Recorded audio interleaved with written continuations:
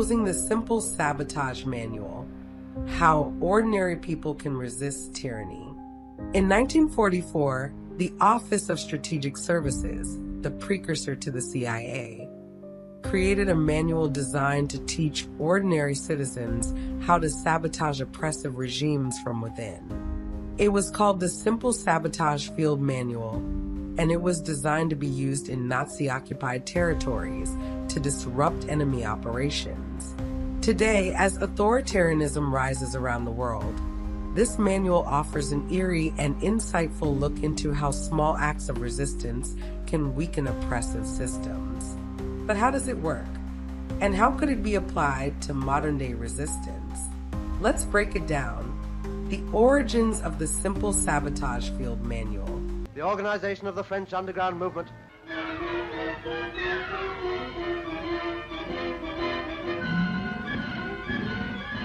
During World War II, the Allies recognized that not all resistance needed to come from armed uprisings.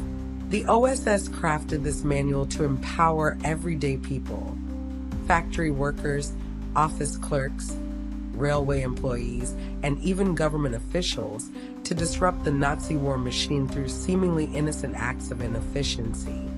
The manual provided simple yet effective ways to gum up the works of any organization, often without detection. As the manual states, the purpose of simple sabotage is to harass and demoralize enemy administrators and police.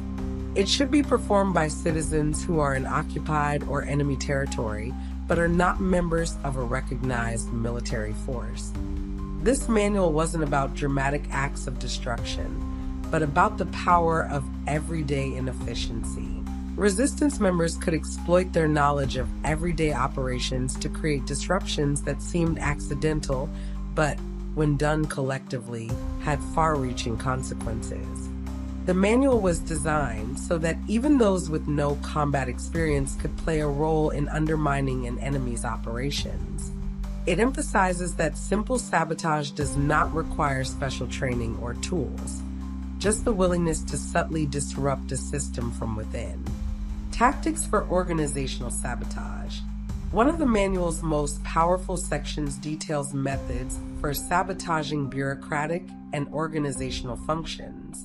The strategies include holding unnecessarily long meetings, ensuring discussions go in circles, insisting on rigid adherence to rules and regulations, even when counterproductive, sending minor tasks through excessive layers of approval to slow down decision-making, misfiling documents, losing paperwork, and ensuring delays in processing essential forms, promoting incompetent individuals into key positions where they can cause further disruption. The manual explicitly advises, insist on doing everything through channels. Never permit shortcuts to be taken in order to expedite decisions. Another key instruction is, be as irritable and quarrelsome as possible without getting yourself into trouble. These actions may seem insignificant on their own, but in large numbers, they can paralyze entire institutions. Yeah, you're right. It's just one ant. Yeah, boss. They're puny. Puny? Say, let's pretend this grain is a puny little ant. Did that hurt? Nope. Well, how about this one? Are you kidding? Well, how about this?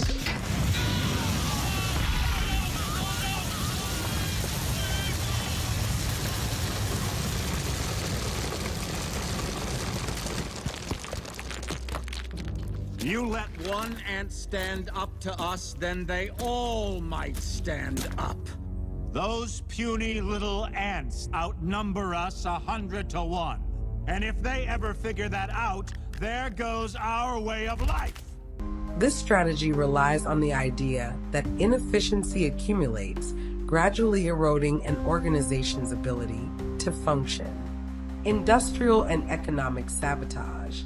The manual also covers ways workers in key industries can slow down production without arousing suspicion. Some methods include using incorrect tools for the job, ensuring mistakes and rework, performing maintenance incorrectly, or skipping crucial steps to create future failures, introducing slight defects into manufactured goods so they fail sooner than expected, mishandling raw materials to increase waste and production costs, encouraging slower work among colleagues, subtly disrupting workplace morale. A key quote from the manual instructs, work slowly. Think out ways to increase the number of movements necessary on your job. Use a light hammer instead of a heavy one. Try to make a small wrench do instead of a big one. By creating inefficiencies in production, workers could significantly disrupt an enemy supply chain. The manual even suggests that workers should take advantage of any opportunities to create breakdowns that seem accidental. This type of economic sabotage is especially effective in industries that supply military or government operations. Transportation and infrastructure sabotage. A resistance doesn't need explosives to disrupt a nation's infrastructure. The Simple Sabotage Field Manual suggests easy, low-risk methods such as overloading transport vehicles so they break down faster or become harder to maneuver, misdirecting shipments or sending them to incorrect locations, accidentally misplacing tools and key equipment needed for repairs, slowing down train departures by creating unnecessary delays or misrouting rail traffic. The manual advises, if you are a railway worker, see that the freight trains are systematically routed to the wrong destinations. Additionally, acts like failing to secure cargo properly, intentionally damaging minor components of machinery, or delaying maintenance could significantly slow down military or industrial supply lines. These disruptions, when multiplied across many individuals, could create systemic failures in enemy infrastructure. Psychological and social sabotage. One of the most surprising aspects of the manual is its emphasis on psychological and social disruption. It encourages resistance members to spread rumors to sow distrust among leadership and create paranoia, encourage infighting within organizations by playing people against each other, promote confusion by contradicting official directives or spreading misinformation, advocate for policies that lead to frustration and inefficiency within oppressive regimes. According to the manual, cry and sob hysterically at every occasion, especially when confronted by government clerks.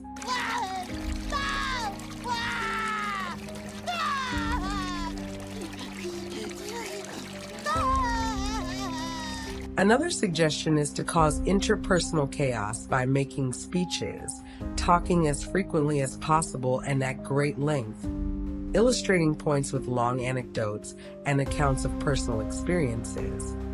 This kind of sabotage is particularly effective in bureaucratic environments where confusion and low morale can significantly weaken an institution. Psychological warfare, as outlined in the manual, can be just as powerful as physical sabotage. Modern applications against fascist movements. While this manual was designed for World War II-era sabotage, its lessons remain relevant today. In an era where authoritarianism is on the rise,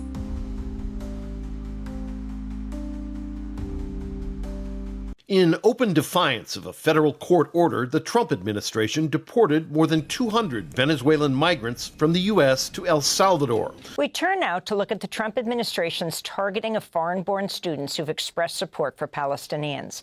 Colombia's student protest leader Mahmoud Khalil has been jailed in ICE detention for 2 weeks, even though he's a legal permanent resident of the United States. The Trump administration is targeting me as part of a broader strategy to suppress dissent. Visa holders, green card carriers, and citizens alike will all be targeted for their political beliefs. Small, everyday acts of resistance can still play a crucial role. Tell me what democracy looks like! Stand with y'all in solidarity and unity. Do your job! Do your job! Do your job! Some modern applications might include using bureaucratic slowdowns to delay oppressive policies, forcing inefficient governance, leveraging workplace inefficiency to reduce the effectiveness of harmful institutions, disrupting supply chains of authoritarian regimes by mismanaging logistics and production, using digital tools to spread misinformation within oppressive structures, turning their systems against themselves. The manual concludes with the reminder: simple sabotage is more than just an act. It is a philosophy of resistance. Modern resistance efforts can take advantage of these same strategies, from intentional digital disruption to slowing down authoritarian policies through bureaucratic means. When combined with larger organized resistance movements, these strategies can help weaken authoritarian control from within. The Simple Sabotage Field Manual proves that resistance isn't always about armed conflict. Sometimes it's about knowing how to pull the right levers at the right time in the right places. In the face of rising authoritarianism, understanding these tactics could mean the difference between oppression and resistance. What do you think? Could these strategies work today? Let us know in the comments. And don't forget to like, subscribe, and stay informed.